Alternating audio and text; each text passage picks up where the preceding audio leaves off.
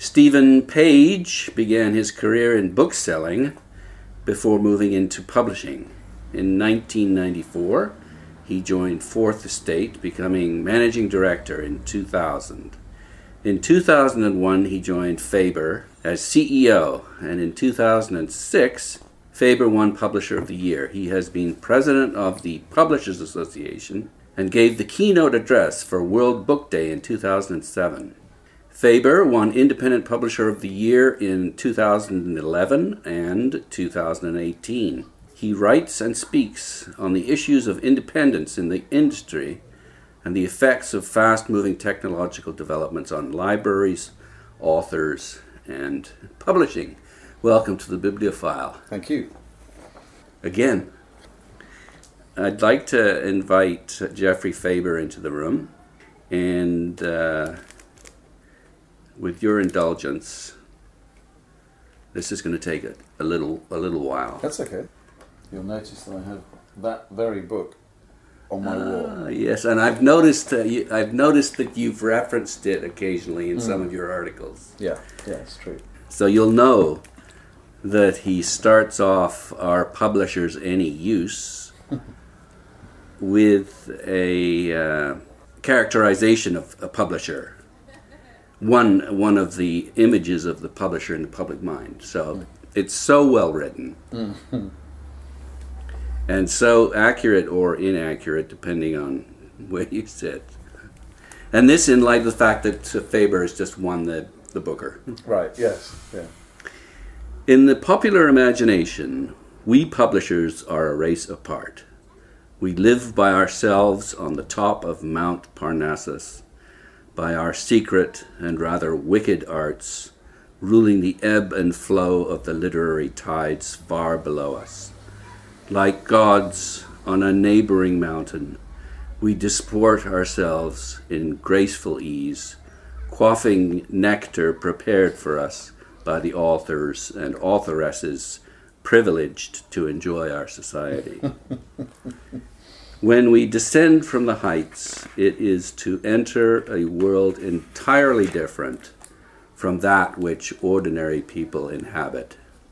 A world of grand literary passions in which bestsellers flame like comets across the sky, dropping gold at our feet, and the ground is perpetually shaken by thundering herds of passing masterpieces.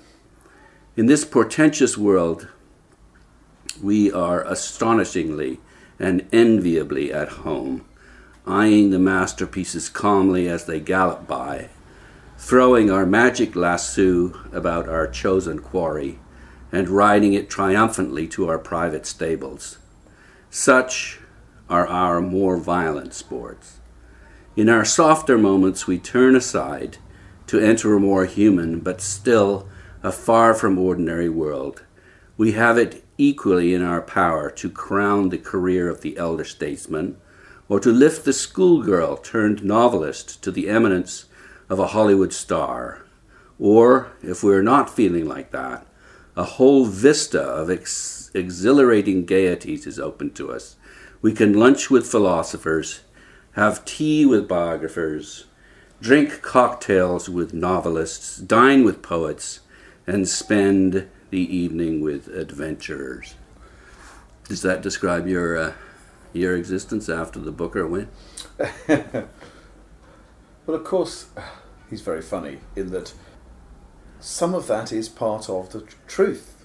It's a wonderful profession. Of course, and of course the thing he's hinting at in that is that most of our day is nothing like that. Most of our day is about the uneven struggle to make sense of the company, of staying in business, of finding those writers who are going to define what you are and what you do, and that they, once in a while, one of them, two of them, will find extraordinary success. And publishing, the business of publishing is about this unevenness. Whenever anyone sort of examines publishing or looks into it, they often say, you just need to publish fewer books and you need to publish more of the successful ones. Well, that's what he says. Yeah. In fact, in that essay, as you know, he says the problem with publishing is there's too many publishers and far too many books. And we were talking about Frederick Warburg. Frederick Warburg says the same thing. He says, in 1930 something, he says, if only other people didn't publish so many books, if only booksellers bought more of my books, and if only the media paid more attention.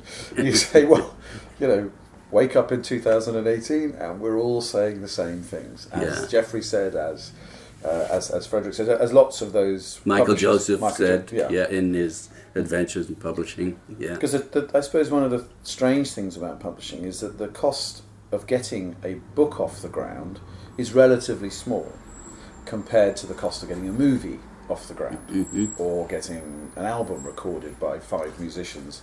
That one of the great challenges of publishing is keeping your catalogue narrower. And every publisher who goes through a tough patch, one of the first things they say is, we need to publish fewer books. And spend more time on each one. Spend more time on each one. And of course, success breeds a certain slackening of that. So you end up suddenly, you go through a period of success and you often wake up with a slightly widened catalogue, slightly distributed effort, and not the luck that you had when you went through the period of success. And I think one of the great challenges of publishing is to keep your humility and to keep some sense that of sort of normality underneath the winding story of success and less success, because some of that success is not down to you, except for the fact that you were still alive and publishing and good at it. And that's equally true sometimes when you're going through tough times. It's not necessarily what you're doing, it's not necessarily your fault.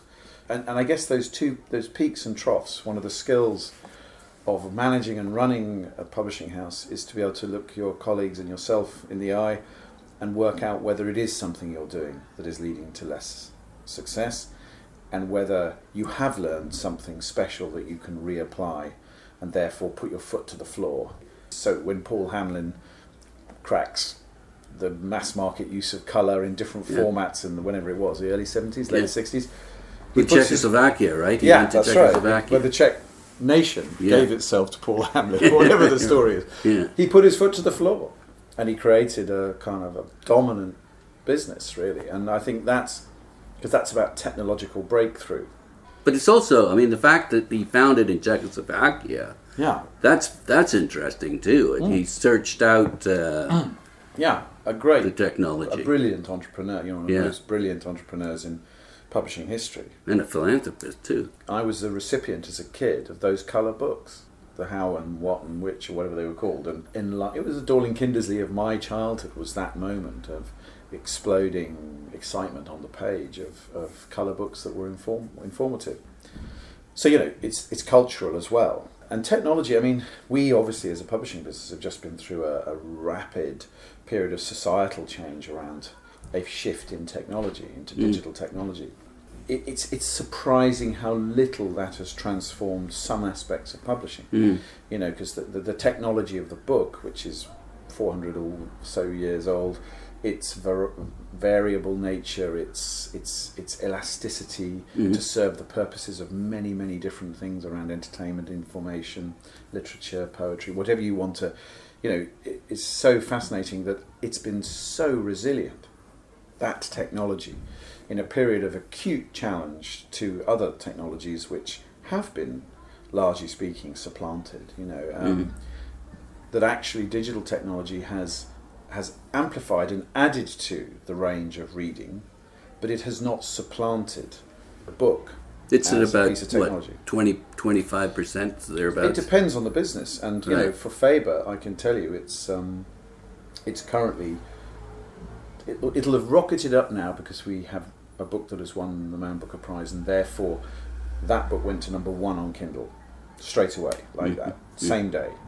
So that market, if you like, that audience staring into the small marketplace called Kindle, small window, huge market, but small window. Literally a window. Yeah, it is literally. And to surface a book in there that goes into, many thousands of sales at a value that is supportive of the writer's success, so our dial moves up and down.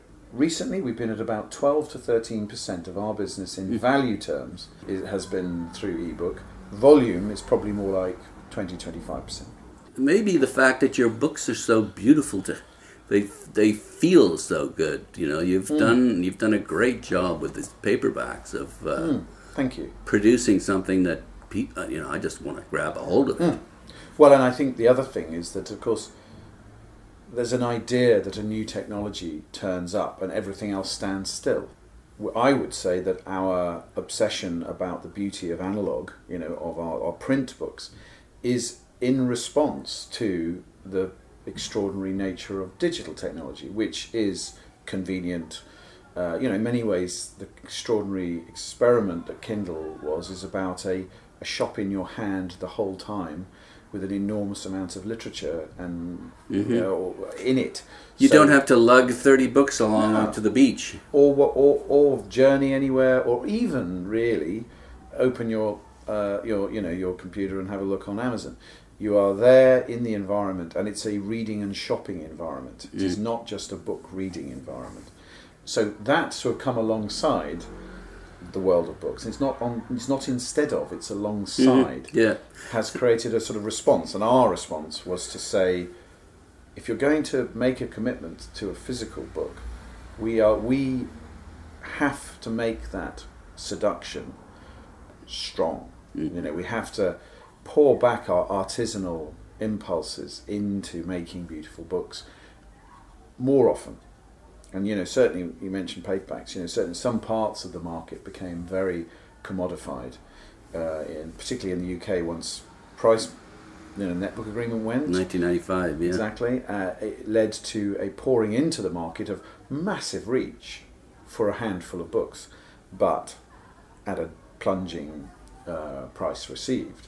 So of course the pressures on how people were making books meant that the quality of books was falling, and costs were falling down in order to support a margin that would give you the opportunity to reach the very furthest reaches of the market, into supermarkets and all that. And I think we woke up somewhere in the mid-noughties, and when digital returned, to say, you know what, we've forgotten something about ourselves. We've forgotten that publishing is a handcrafted business, although with mass production, but... Well, in fact, Geoffrey says that the publisher must be economical and produce something that is, in its way, a work of art. Beautifully put. We've just publishing Barbara Kingsolver's new novel, Unsheltered, and I wish I had a copy I could show you. But we sort of sat back and said to ourselves, of course it'll be a magnificent novel, and of course we'll have a huge interest in all of our markets, but let's make something that really is sort of saturated in the story of in the place that Barbara puts you in the book. And that was to do with a house that is tumbling down, that has been there for over 100 years, that two timelines exist in this house. So we printed a sort of wallpaper on the sprayed edge on the front end of the book, and we also put a different colour onto the top and bottom. We put head and tail bands on it. We put beautiful end papers on it, and on the basis of that alone, the sort of social media exploded once we started to show people this. They hadn't read the book yet.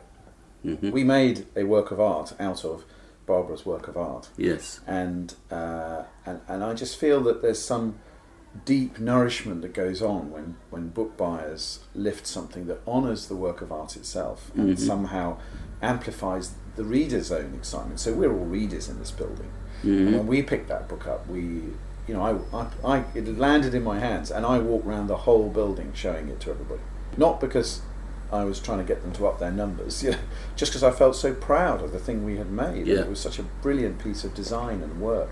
So what you're telling me then is that this generation of book buyers, and this goes contrary to what Glenn Horowitz, the archive dealer in New York, told me. He was concerned that this generation, they're not so connected to the book as object as our generation is. You're telling me that that's not the case. There seems to be a real response to this work of art. I think so. I mean, I don't know I wouldn't be able to do the sort of demographics of that. Collectors, I guess. I mean, you know. Yeah, maybe. I mean, I think. Yeah, I couldn't really comment on the collectors' world. That may be the case, but it's not our experience in terms of the return to a high street that it has an experience attached to the business of shopping. Now, that might sound sort of dreadfully middle class, but maybe that is the truth of it. But certainly, when there's been an upswing in openings of independent stores. Yeah. And those stores themselves are clearly very design heavy. The shops themselves are highly individual. They have a look and a feel and a smell. They're artisanal in other ways. There's an absolutely wonderful shop called Main Street Trading up in the Borders. They have a delicatessen. They have an event space. It's all in this beautiful old sort of coaching inn. They have a light and beautiful bookshop. It's a pleasant experience books, and they have a to wonderful be there. Coffee shop. I would drive there once a year, probably just. It's a destination. That's right. Yeah. Now that's not the whole book market, but for Faber, especially, where the beginnings of things for us are a lot of where our energy goes. To start the process by which readers begin to discover an original voice. If you like, Milkman, the Booker Prize winning novel, we got the rocket fuel of all rocket fuel for her. Yeah. But it wasn't like we weren't working really hard already to get people reading that book and trying to break it through, and an exceptional novel that we deeply believed in. And then the rocket fuel happens. And what's so interesting is that some of its originality sparks off the world, in that some people say, I don't know what to make of this. I'm finding it, there's this thing that is challenging and difficult. Really, Milkman is not a challenging and difficult book. It's a brilliant and original book. And of course, anyone who actually begins the business of reading Milkman finds that out straight away. But there's always been opposition to originality. And of course, our best partners have always been bookshops and the media. They have always been the place where we go first to say, read it, put this into your hands and read it. Wise publishers take every opportunity to make friends with those who sell his books. God, Geoffrey, you're making me. I should just reread Geoffrey. He says it all so elegantly. But that is it. That we are in ecology. Yeah. I think one of the things about the disruption of digital and the rumour of it that felt quite sort of antagonistic to the ecology of reading. There was all sorts of rumours that we were all going to die and that we were legacy businesses. This word that's rolled out as meaning dead, really, because it's specific to software. Legacy software doesn't work anymore. Yeah. So this term that was levelled at the media industries generally, and then it came our way, I guess, 2007, 8, 9. And of course, my view is I'll take being a legacy business. Thank you very much. If you've got people like Faber as your progenitor. That's right. And also, but the word legacy means something different to us. And it's that legacy of trust and relationship and a depth of publishing, a backlist. And there's something here, I think, about not forgetting the unchanging things and that relationship with other people. So the publisher alone, standing in their own space, is in many ways, acts as a pathway between the reader and the writer. And the writer needs investment, so publishers invest in writers. And you have support. To provide value for the writer. Yeah. Why would they license us? Otherwise. The thing that's very rarely said to people joining the industry is, publishing is a filing cabinet full of licenses. Everything else comes from that. Those licenses are an originator, somebody putting in our hands their intellectual property on the basis that we can make more value for them than they could make for themselves. We take a share of their income. You take all the risk to start with, though. You put the money up. And that, of course, is one of the things we do, and we're experts in all sorts of things. And I think one of the challenges to that came with the, ebooks. There's been a lot of independent authors who have emerged, and publishing companies have won, the writer themselves. And I think there was an unnecessary kind of them and us emerged around that. To my view, they're just doing what we do, and they do it their own way with their own work. Right. Why would we be in any way in opposition to that? It's You're just competing in a sense. well, maybe, but no you're more also than we offering compete with each other. You know, I mean, you're also offering them another. Well, not offering. Not very many people get the opportunity to work with you. That's true, and I suppose we never took the view here that independent authors and publishing themselves was anything other than a natural kind of part of the pantone that is writing and publishing. Mm-hmm. See, publishers create a pathway of value. Value is about money, in some degree. Number one. But there's all sorts of other value. And like value, what? I would say value is about being part of something. You know, so writers being part of a community of writers has always been true at Faber. So, you know, the Faber poets or the writers at Faber, and Faber's community has always gone beyond the bounds of just the writers we publish. But part of something is being able to celebrate with fellow poets and writers. What is it? I think to see your work in relationship to other work is often valuable. So, you know, that FF colophon on people's spines has meaning because of what it means elsewhere.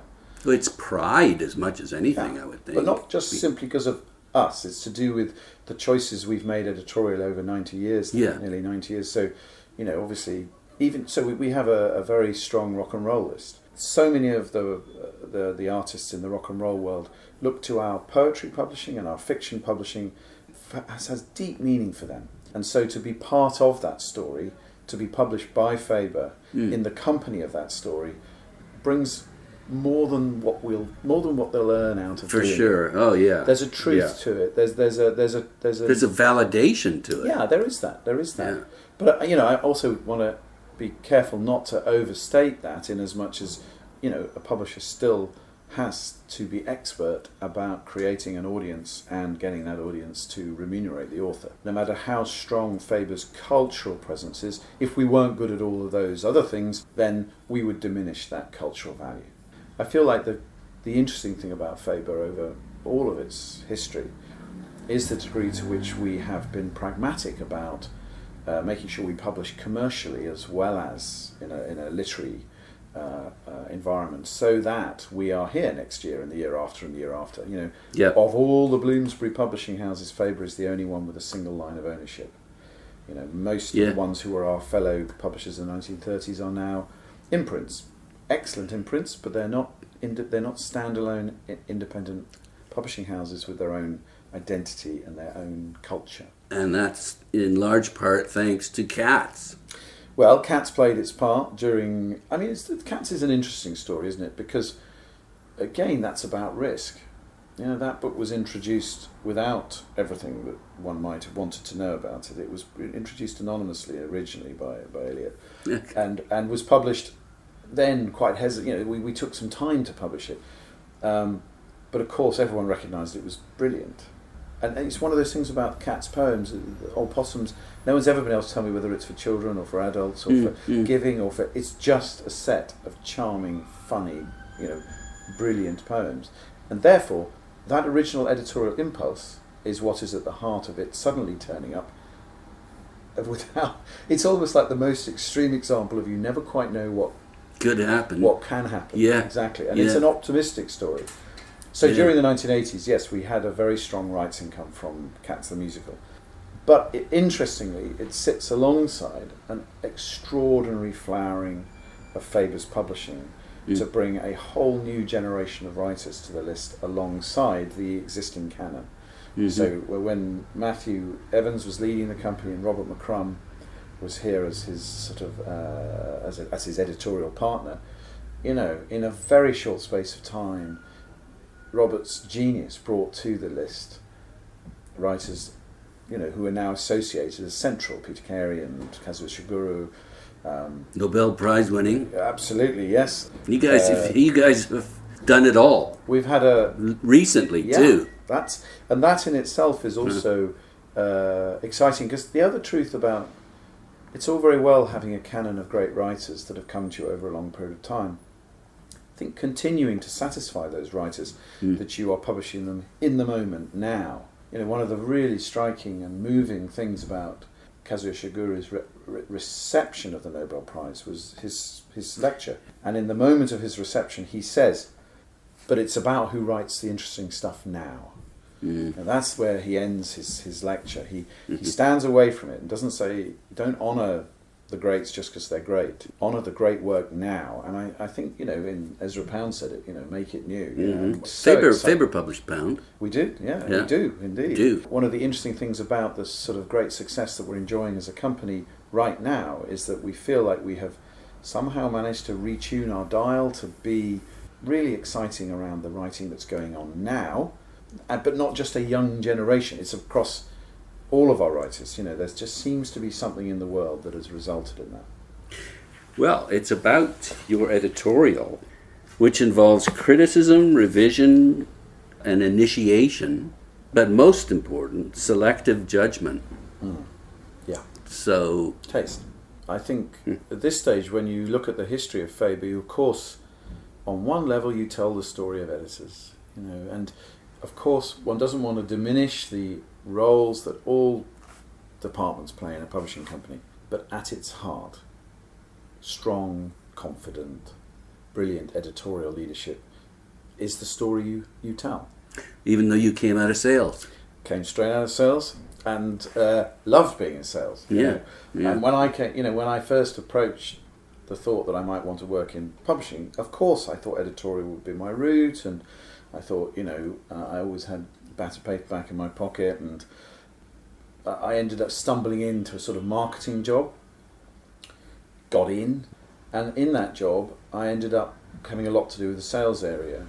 And then I got another similar job. That's where the money is. It's not in editorial. Well, if there is any money in the publishing business. Yeah, well, I think more to the point is that I started to realise that selling in publishing is one very close up to the work. Or my version of doing it was about reading, about understanding, about relationships. So about understanding what you sell. Yeah, really understanding what the opportunity could be. And, I think salespeople have also to be critical and optimistic. They carry this rather challenging position of needing to be the realists, because every book that comes towards the acquiring table is positioned as being the outlying success in its category. Right. Everything has to be brought with hope. And yourself... Yeah, now I should say that there's a fine line between hope and bullshit, because the thing that bothers me is all of the superlatives that come out about every single book out there. It debases the language. Yeah. I picked up a book which had a blurb on the back which began, "Not since Anna Karenina," and I put it straight down. Yes.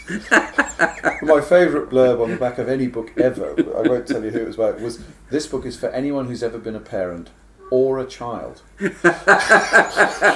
That is literally everybody. And that's right. So, I hate that kind of over... But you get it everywhere. Yeah. It's like every book has it. It's the language of now, isn't it? And I mean, the funny thing about reading T.S. Eliot's blurbs on books is that they're so moderate and intelligent, and you can't...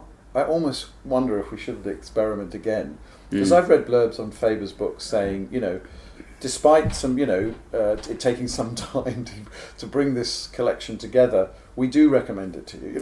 And that's on the book itself, Yeah. And I think there's something brilliant about the skepticism of that. Yeah. Because I agree with you that if everything's, a super lead, how does the reader distinguish?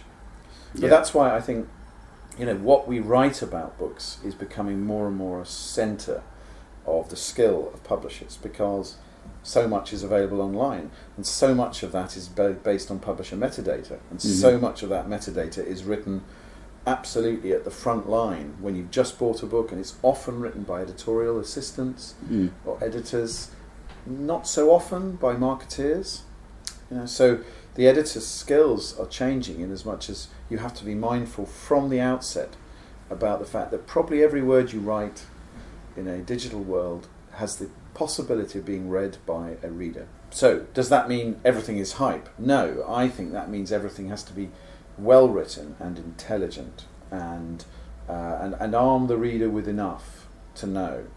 Of course, it goes through other incarnations where we create selling copy, slightly more consumer-focused copy. But actually, every piece of copy we write that forms the basis of what we pump out into the world. Mm-hmm. And every night, a feed goes out of here full of zeros and ones carrying our words about our books and populates the internet. Yeah. That's the thing that's refreshing about the Amazon reviews. People shit on books. Yeah. And most of them are not really worth reading, and I don't spend a lot of time doing it, but at least there's some degree of honesty. I think the least useful thing in the wisdom of the crowd is the average star rating for books. Because I often think that Faber had to choose a new name for itself. We choose 5-star, 1-star. Because have a look at Samuel Beckett's reviews. There's the people who get it and the people who just don't. I'd prefer that sort of wisdom of the crowd was a bit, that the presentation of that were a bit wiser. Yeah. Because you don't know who's shitting on your book, No. And why they're shitting on your book and where they're coming from in their view. And why they're and who's praising it. Could be all their friends, Yeah. Anyway, from the moment he begins to say to himself, perhaps this is worth publishing, questions come up under production, crown or demi-octavo, 7 and 6 or 10 and 6, Caslon or imprint. What other questions under production come up for you when you think, maybe we could publish this book? Yeah, well, I suppose your first, production-wise, I suppose, you start by saying, where does this book fit in our imagination? And then, formats. So formats are, we've all spent an unreasonable amount of our publishing lives discussing things like trade paperback or hardback, and there's, if we stopped a reader in the street and said, trade paperback or hardback, I think they'd look at you like you were insane. Right. And there was a long time when there was arguments about the fact that hardback was a media-friendly thing. You would only get reviewed in hardback, and there are all these sort of notions out there. But there is something about creating energy around every publication. And sometimes formats can help you with that. So if you look at a book like Lullaby by Leila Slimani that we published in January this year, Prix Goncourt winning French novel. Now, there have been plenty of Prix Goncourt winning French novels that have not sold very well in the UK. But we approached this in with a trade paperback with flaps, not a hardback. Why? I think we just felt we wanted to differentiate it. It was a very strong book. First line of the book is "The baby is dead," line 1. And then you're into the story of how and why. Yeah. And so we went out to create, I suppose, a more mobile, younger, a moment when you could feel that the main sale of the book might happen around this edition. But because there was something to get at, a wonderful writer, very eloquent. Macron made her his sort of ambassador for the French language not long afterwards. And so I suppose formats and production become almost within your own palette. You're trying to create a bit of difference so that you yourself can say, well, that's this one and this one's that one. You don't automatically go out with a hardcover then. No, not necessarily. A lot of publishers do. It's automatic. It's a hardcover and then it's a paperback. Yeah, and I think probably we err towards the hardback in that I would say... Even though it's more expensive and you're pumping all that publicity into it, you'd probably be able to sell a hell of a lot more paperbacks. You may. With all that publicity. Well, I think it's sometimes about whether you feel that you've got to create a big impact with the first moment in bookshops. Or you say, I'm totally confident of creating 2 moments here. Now, the funny thing with Lullaby, Leila Slimani, is we created 2 colossal moments, but that came from the impact of the first publication. So I suppose what you try to avoid in your first thinking about how we're going to publish this is any complacency, any kind of stillness. You want to create excitement, energy, difference, noise. So, of course, the second step, of course, is how you're going to make it look. That then, so the design conversation is an absolutely primary one, because that then may influence format. So sometimes the sheer design brief, the response of designers can say, I think this would work best if we took it to a small format, made it chunky, rather than let's have a rather thin royal hardback that looks elegant and sits perfectly in a stately way in a bookshop, you know. So I think that first conversation is about beginning to light the fire of this book's space in the world. How is it going to occupy room in a crowded world and draw the eye, you know, and when it's picked up. So another of a favourite moment in my own publishing career was when Christopher Potter was the editorial director of Fourth Estate. So we're in 1995, and I was sitting at my desk as sales director, and he'd been to New York, and he walked over to my desk and leant in his rather brilliantly sort of wry and funny way and said, "Close your eyes and put out your hand."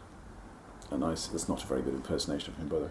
And I don't know what it sounds like, so it sounded good to me. And I said, what? You know, don't be an idiot. He said, "Close your eyes and put out your hand." So I did, and he put a book into my hand. And that book was Longitude. And I felt this book, and he said, "So what can you sell of that?" And I said, "Come on, Christopher, give me more. Give me a one line." And he said, "It's the story of a British chronologer who discovered longitude." And I felt this little book in my hand, because it had been published by Walker Books in America already. And there were two things. One, it felt very familiar to me somehow, and very, very desirable. And I just said, "Well, British history, 10,000. And he grabbed, "Thanks very much." And he went off, and he acquired Longitude for £7,500. And we sold 600,000 hardbacks a year later, at 12 quid in that little format. And the interesting coda to that story is, so one, brilliant piece of acquiring by Christopher. Secondly, he knew that the object was part of this story, and the object was an A format hardback, and even a little bit narrower than A. It was an American size, so it felt different but familiar, and it was the same format that we at Fourth Estate had published the Stone Diaries in when it was shortlisted for the Booker, and George Gibson at Walker had seen that format and taken it for Longitude. Full circle. So it came full circle back to us. That's Carol Shields. Yeah, exactly. Yeah, Canadian. That's exactly, Canadian. That book, Stone Diaries, again, is a book where the format changed the perception of her as a writer in some way, and that book at the same time. Collision I've got of the a two. copy. It's a Governor General Award winning book. Oh gosh, right, yeah. And I collect Governor General's awards, so I'm there you familiar go. with it. The interesting thought, just to take that story on one more, is that then Longitude taught us something about narrative non-fiction, and so that was followed by Fermat's Last Theorem, my Simon Singh's book, of which we sold nearly 250,000 copies, and that was a cut down Demai. So we knew we needed to make a format, but we couldn't just slavishly make another Longitude. We made a different format, and we brought it down. And again, in some way, so you think that if it had been a different format, you wouldn't have had the success? I don't know. You know, but for us as a company, Yeah. it became a kind of calling card of, don't think of this as a book about mathematics. Yeah. Think of it as a relation to Longitude that is about mathematics, puzzle solving, and Fermat's theorem. And this is a new writer called Simon Singh. And the market just hoovered it up. We followed it with The Diving Bell and The Butterfly. Around the same time. Again, we did something rather elegant and beautiful with that shorter book. So I feel like maybe this is a publisher telling a story to itself. But what I got from that story was that you really do, the electric eel stays really mobile. It's that Woody Allen story about in Annie Hall, where he's trying to tell Annie that their relationship's over, and he says, his relationship's a bit like a shark. A shark has to keep swimming to stay alive. Right. Annie, what we have is a dead shark. And I think publishing is just like that. It's a muscular process the whole time, and formats help you to signal change and signal imagination. So there's something, therefore, I think a sort of slavish, we do everything in Royal and B. I think as an ex-salesperson, then you've got to do some work to distinguish. So as a reader, I also think you probably have to, if you look at a table full of books that look pretty much the same, that somehow... These don't. No, you're looking at my table now, and you know, we do spend time on it. And sometimes we kid ourselves that we sort of spoof ourselves, that we're somehow spending a lot of time doing something that nobody notices. But I don't think that's true. And that gets back to the question of how connected is this generation of readers to format and the object? Well, and I suppose, what does it take to fall in love with the book as object? And yes, okay, I grew up in a house which had quite a lot of books in it, but I don't say that music was the thing in my childhood. And I wouldn't say that it was there that I learned my love of books. I think it was, a lot of my love of books came from crawling second-hand bookshops for old penguins. Yeah, my dad took me around to a bunch of old bookstores when I was young. I mean, I would recall being fairly bored at the time, but obviously it had a huge impact because I've spent so much time in used bookstores. All that books are is an agnostic technology for transporting ideas and stories and information. And that works well with the fact that the ebook has come along. It's just it carries in a different way. It sheds some of the what might by some people thought to be the cumbersome apparatus of carrying around those ideas. So for some people, that liberation of digital is that reading is now so unencumbered. It's so kind of portable and so immediate. But for some, the cultural experience of opening, of buying, of owning a book brings with it nourishing things that are cultural. The other thing that comes to mind when saying to yourself, perhaps this is worth publishing, are questions about content. Is it too long, too short? Is this passage redundant, obscure, offensive, libelous? What else comes to your mind when you think about content of a manuscript? It's interesting, isn't it? The areas that you've just outlined that Geoffrey put his finger on, no doubt. I think that there's a danger in publishing of trying to find yesterday again tomorrow. So those questions of is it too long, is it too short, is it? I find that as I progress I'm 30 years in the industry, the less I trust that rather conservative instinct to think that readers want the same again. Now, maybe in genre fiction that's true, in romance and crime, maybe in some parts of those markets, but that I think is possibly a patronising point of view. So when you look in a manuscript, one of the things you have to be open to is a sort of mystery about the grip of something you don't understand entirely, that you don't yet entirely know how that's going to find a readership and how you as a publisher are going to do that, but to be able to live in the sort of meta text moment of knowing that there's something here that is not familiar perhaps. Well, that's what makes it classic. Yeah. You want to keep coming back to it because you maybe haven't quite understood it, or there's something about it that needs to be thought about at another level. It's the same idea. So you obviously you're looking for. Well, here's another quote: "To raise the general standard just as far as you can raise it without frightening the buyer away. To educate him insensibly to expect something a little better than he's used to, than he used to be content with, and to do this without losing money. This is the fine art of publishing and its final justification." Yeah, brilliant, absolutely brilliant from Geoffrey, because the high watermarks goes back to that conversation about editors. A lot of the high watermarks of a successful publishing business are partnership, aren't they? And there's always one thing in that partnership, and that is brilliant editorial nous and radar for the next, and perfectly sensible understanding of the normal, if you like. You can't always find the next all the time. So there's good, sensible judgments, and we have all sorts of tools for that these days. We have much better data about what's selling and what else is selling, and so we have all those tools, and I think data is important. But the other side of that partnership around editorial is usually a sort of commercial leadership, and they sit in either that the publisher leader is the editorial, and that there's a sort of commercial operational person next to them, or the commercial operational is in lead and there's a genius editor. So, but whichever way round it is, it's a mixed commercial form of art. Yeah, and it's a business, it's an industry, and quite often when interns come and sit in here and we talk about their desire to come into publishing, one is at pains to say you are joining an industry, you are joining something, but it's a very curious industry because it undoubtedly has vocation at its heart, and it undoubtedly has a kind of optimism and a belief in culture and what it can do and literature.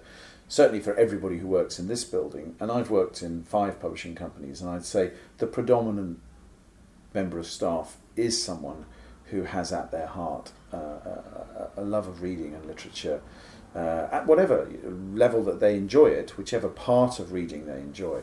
There's still an unreasonable vocational love of that pursuit in and of itself, and a belief that it's important in society, that literacy matters, and all of those sorts of things. And I think that's probably why people in publishing are so decent and generally, well, I'm just talking from my own experience, people I've interviewed over the years. I don't think I've met anyone that's not really decent.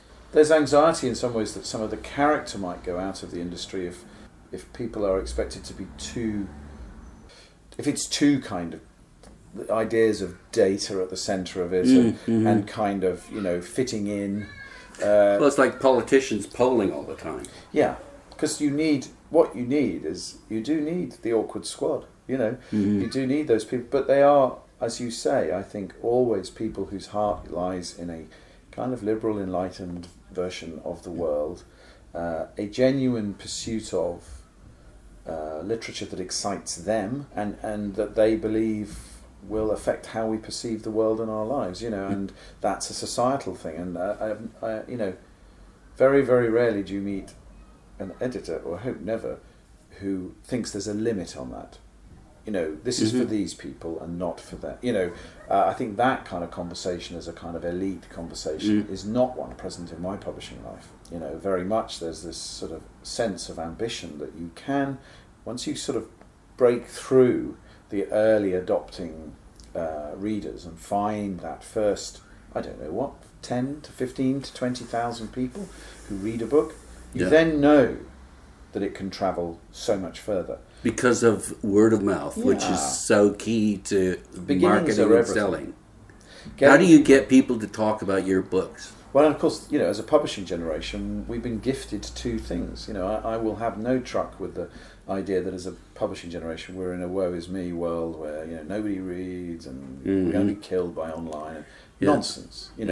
We've been gifted social media, a basically free way to communicate with enormous numbers of people, and increasingly, albeit that there's a flip side to this, an ability to segment and understand that audience and put next to people with other interests the things you think they might be interested in. This is extraordinary for a publishing generation. And secondly, the thing is, there's a lot of unpleasant people online too, though, or people that feel free because they're anonymous to be that way. Yeah, well, with every boon comes danger, and I would say, of course, the great problem that's come with the bursting of social media into the lives of writers, particularly, is the exposure of them in writers are largely speaking private and introverted people with a deep need for their own self and time.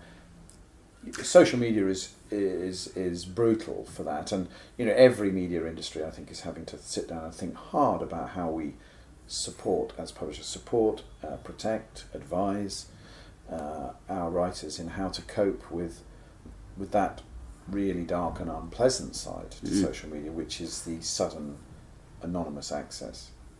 That is something we are going to have to puzzle out, but not just publishing. All forms of public notoriety, whether it's politicians or celebrities or musicians or whatever it is. We are all facing that. How do you have a moderated and acceptable public exposure? And also, to be clear that no one has to do it. We have social media channels, which we as Faber can use, and we can do so far more safely, probably. So that's your answer then? How do you get people to talk about your books, is to use social media? No, well, that's one of the gifts. Okay. I'd say that social media has become, a way of actually managing a conversation. And I suppose what social media has done for Faber as well is to allow us another way of making public our identity and our history. So people do try to say that publishers' brands mean nothing to consumers. And I'm sure that up to a point that's true for many things, but not for Faber. Not for Faber, and no. It's true that Faber's identity doesn't mean anything to all consumers, but there are a group of readers and people who are interested in culture and the arts for whom Faber is a notable identity. And the joy of digital marketing and digital conversations is that we can be that with the people who care about us. And so, in the last 2 years, we've launched something called Faber Members. And Faber Members are free to join at the moment, and some portion of it will always remain free. Sign up to just join us and for us to be able to communicate with you. And we are enjoying membership from thousands of people. Now, this was never possible before, unless you were PCA or something, Yeah, but you think about Foyles, and they had their book club. I mean, it's not that this is new; it's just a different way of getting at it. None of this is new. John Murray was a bookseller. They were in his shop every day of the week. Well, pretty well all publishers were booksellers at one point, right? The Penguin book chain was one of my first accounts when I was in sales. I went and visited. There were probably 20 stores still in the UK, Penguin stores. No, I didn't realise that. In America, yeah. Pan Bookshop was a huge presence in the independent scene in the 1980s when I came into publishing. So none of these stories. You're quite right. There's so many of these stories are kind of everyone going to the dressing up box and taking out the same costumes but putting them on a bit differently. But it's not like we haven't seen these things before. What we haven't seen is the extraordinary access and portability of ebooks, and what you could say probably with social media is to be able to walk into the cafe where people are talking about books, but for it to be a cafe containing everybody, that is different. And largely speaking, I see it as a huge opportunity when smartly deployed. Well, it's a community that you're developing, and also the fact that you can have fans that your authors can communicate with, easily, and regularly. It's just going to help with the sale of books. Yeah, and also I think as it evolves, because clearly the early years of social media have brought some serious questions. Facebook in the dock and. Questions about how manipulative social media can be. So this will all develop over time, I hope. It's a little bit like the early days of telegraph poles, and when telegraph was first rolled out in the States. I was reading in a book recently, I'm trying to remember whose book, I think it might have been Ulysses' book, about the sort of frontier cowboy nature of just companies sticking up telegraph poles and wiring them up and people going out at night and chopping them down with axes, because they didn't want a telegraph pole outside their house. And eventually it became clear you needed a public utility called AT&T or whatever it was, and you needed to legislate to accommodate and to do it in a way that was orderly, and so that people understood that there would be a benefit for this. They would have a telephone, and so, or the telegraph would help them in their lives. So I think it's these stories of new technologies always have this kind of friction and this combustibility about them. Well, look at Facebook and Google and Twitter. They're providing these platforms. They're not providing any content. They're raping the content providers. Yeah. And they're the ones that are determining what goes on and how it shows up, and that's a role for government. Yes, it is. And there I've heard the argument put that I think Jonathan Tapin put it in his book, "Move Fast and Break Things," or I think, which is the motto of Facebook. And I think he puts forward the argument perhaps that these are public utilities. Search is Google. Yeah. Social is Facebook, and when you add YouTube in to the Google mission, but I suppose that's just the question: is how will politicians and how will citizens agree to move forward these extraordinary innovations? I mean, they are absolutely extraordinary, and they're all American. They are, which is interesting. It is, and quite a lot of the intellectual backup is British. Early design of artificial intelligence, and of course Far Eastern now as well. So, but the exploitation and the genius of entrepreneurial, and that's created a new America. To be honest, a new imperial America. We're just winding down here, so you're aware. Yeah.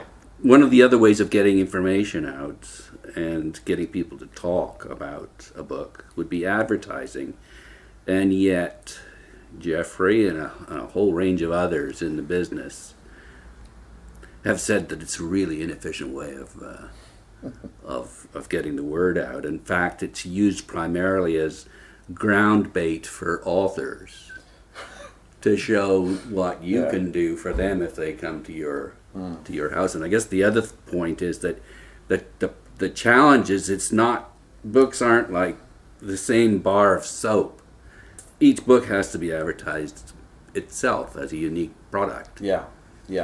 No, I mean, that's the great challenge of publishing, is that so often you're back at base camp with every book you publish. You are at base camp. You're well set up. Yeah. But you're having to rethink and respin and reimagine.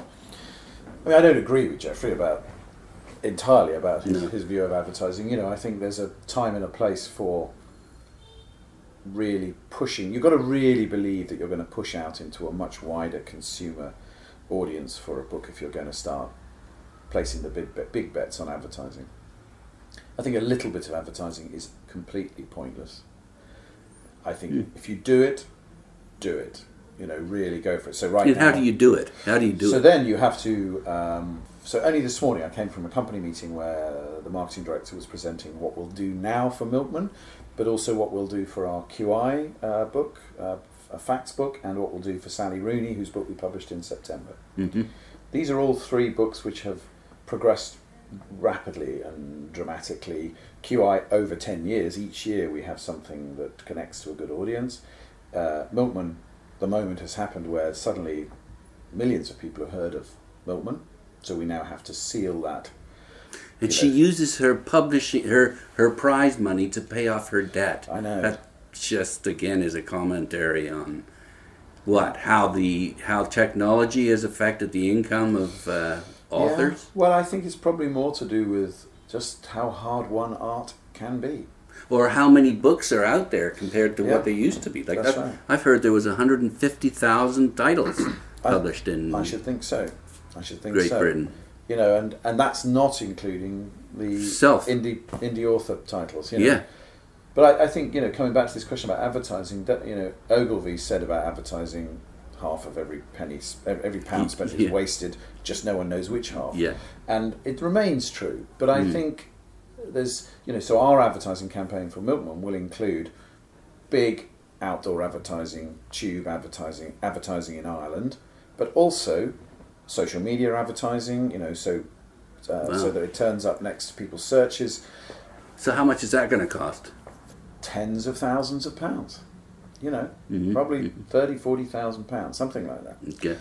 And that's a massive investment. But you have to sell a hell of a lot of books to get that back. But if you're going to do that, you have to have the prospect of really amplifying.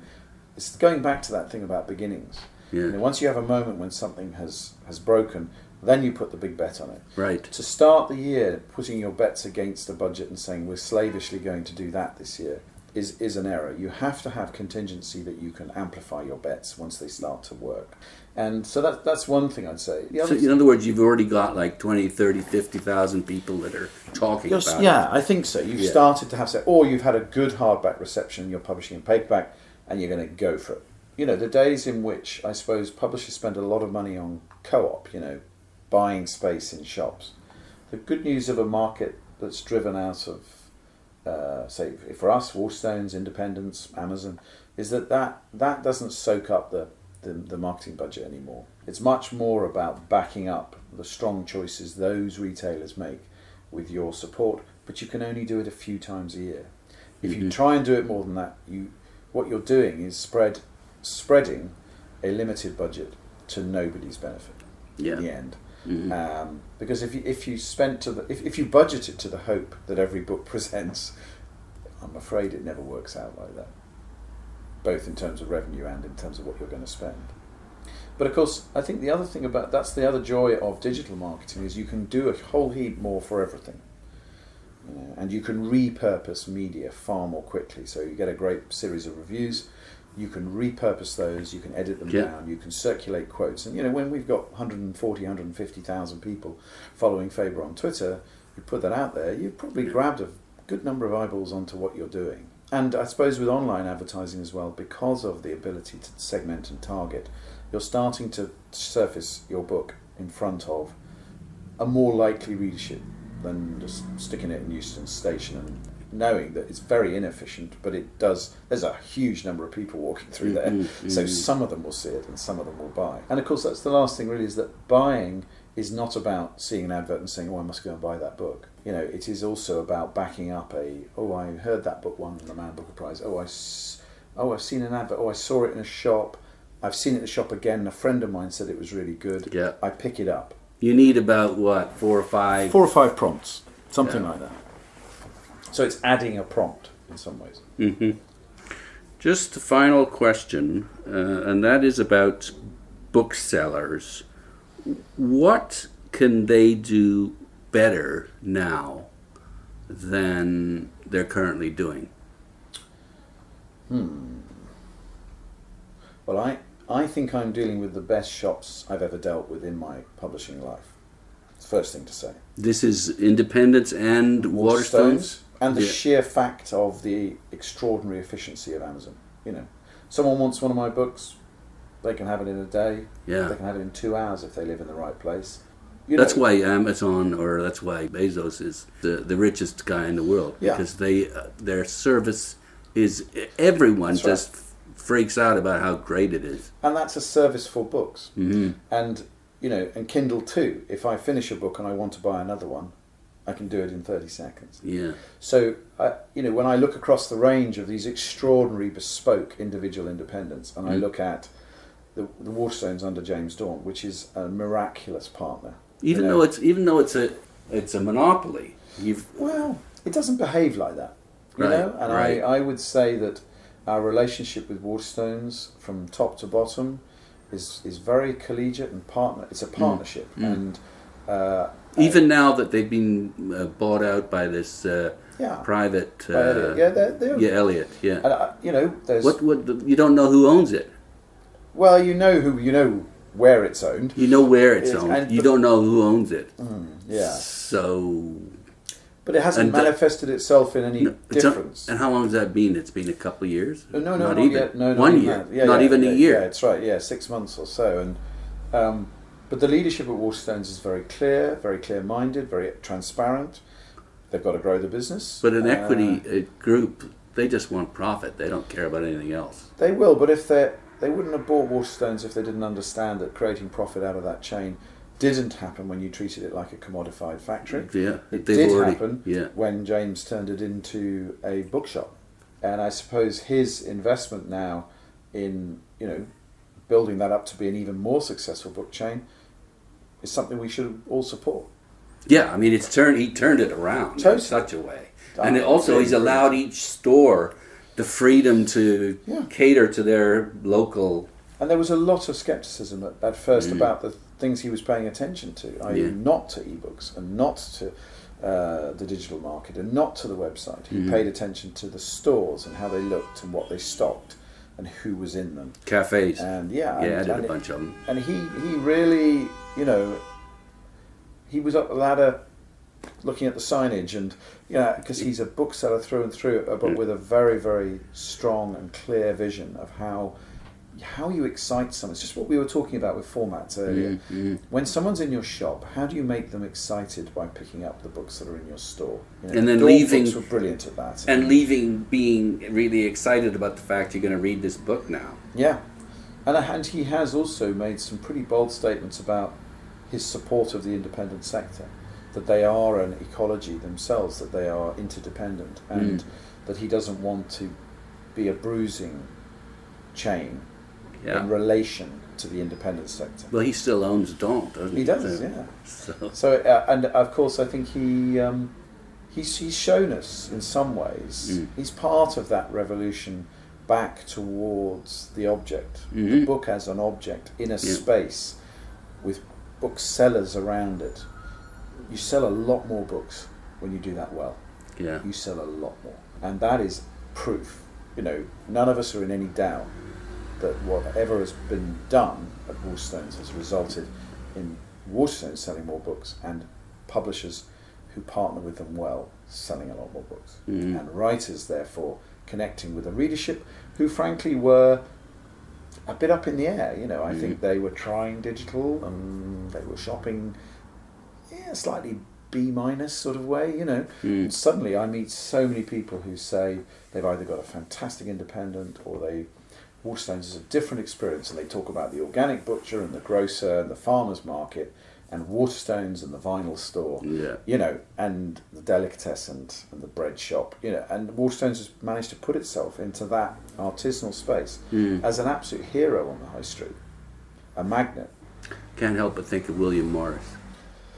Well, I mean, I live near Hammersmith, so I walk over Hammersmith Bridge every morning, and of course that's William Morris's ground territory, and that extraordinary books that he made, and there's a brilliant story about a publishing company called Dover Press. Was it Dove's Press? Dove's Press, that's it. And there's a pub called the Dove's Pub, which is next door to where the Dove's Press was. And there's this great story. I read it in this book. It was about 50 typefaces, and there's a story about Dove's Type. And Dove's Type was created for the press, and it was run by a man called Sanderson, Sanderson, something like that. Yep. And he worked with Emery Walker, and Emery Walker was Morris's great friend. And his house, I haven't been to it, but it's apparently there. it's beautiful. You've got to go around his house. Absolutely beautiful. This publishing company, talk about partnerships. This publishing company's partnership demise, they fell out. Colin Sanderson was sort of over assiduous about every page of every text, and Emery Walker, even though he was a tight man, was like, come on, we've got to print some books. Right. So they fell out, and they had a settlement which resulted that once Compton Sanderson died, that Emery Walker would inherit the type. But Compton Sanderson got more and more infuriated with this, and so would go out at night with the type and throw it into the River Thames, off Hammersmith Bridge, where I walk every morning. And I always think of this story. Right. Till he'd thrown it all away. So when he died, they could find no type, and all there was a few letters. They'd set some Christmas cards, and Emery Walker had that type, according to this story. But roll on nearly 100 years, and this type fanatic designer, Robert Greene, I think his name was it Robert Greene? Decided to go down at low tide and see if he could find it, and he found some. So he hired a scuba diver, and he found more, and he created a digital font out of these, and he got a bit over obsessed by the looks of things. But he found nearly 200 pieces of type. And I love this story partly because every day I walk over this bridge, but it reminds me of always the flow of this story of technology. And we may have this sort of digital technology, and now we have a digital Dove's Type, but out of an artisanal beginning and out of a publishing partnership and a strange story around a publishing house that results in you sort of boomeranging on 100 years to have a new story about that story. And I think, running a company that's nearly 90 years old, I'm always so kind of, moved and inhabited by the fact these stories, all of the stories over 90 years, keep coming back. Same stories. We're doing so much of what our predecessors were doing. We're doing it in a different age, with different technology, but at its heart, that's why it's a vocation, I think. At its heart, the story is the same. Writers create extraordinary work. We partner with them. We partner with booksellers and whoever, and we find readers. And the exciting thing about right now is I think we're at quite a high watermark of that new ecology settling down to be something where publishers and writers can feel optimistic about finding a readership. How can you even consider leaving this company? By not doing so. Why would I ever? Let's just go out. If I can ask you to do a bit of reading, sure. Starting with weather. Sure. Starting from weather, and I've just marked the passage. A little bit down to here. So, whether we realise it or not, books are the lifeblood of civilised humanity. Without books, science, history, philosophy, the drama, the novel could not exist at all. Even poetry could never have got beyond the stage of minstrels' lays, while religion and law would be the mysterious property of privileged castes of priests and lawyers. Without books, there could be no accumulation of knowledge, no free circulation of thought, no communication between the ages, no hope of solving the problems with which humanity is confronted, and no relief from their increasing pressure. Thanks for Pleasure. taking the It's time been a real to pleasure to me. talk. Thank you. I've been speaking with Geoffrey Faber and Stephen Page, who is the CEO and publisher. Just CEO these days. CEO I hired of a publisher. Faber and Faber in his offices in Bloomsbury, London, England. Thanks again. Thank you.